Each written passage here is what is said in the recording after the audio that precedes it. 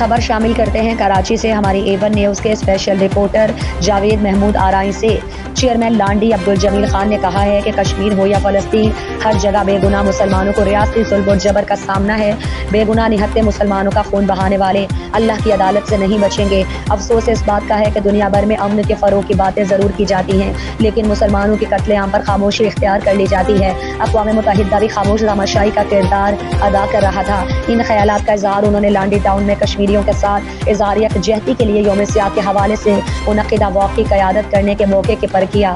اس موقع پر ان کے ہمراہ vice chairman Muhammad Imran, director admin Muhammad Owais, deputy director education Mirza Jilani Baig, مختلف اساتذہ اور اسکولز کے بچے بھی موجود تھے۔ انہوں نے اس موقع پر مزید کہا کہ ضرورت اس امر کی ہے کہ ہم اپنی نوجوان نسل کو کشمیر کی آزادی اور مسلسل جدوجہد کی تاریخ سے روشناس کروائیں۔ کشمیر اور پاکستان کے مابین برادرانہ تعلق اور محبت کے رشتے اور اس کی اہمیت کے بارے میں بتایا جائے، کیونکہ ہماری یہ نوجوان نسل ہی ہمارا مستقبل ہے، لہٰذا انہیں کشمیر کی اہمیت اور اس کے حوالے سے اپنی ذمہ داریوں کا بھی بخوبی علم ہونا چاہیے۔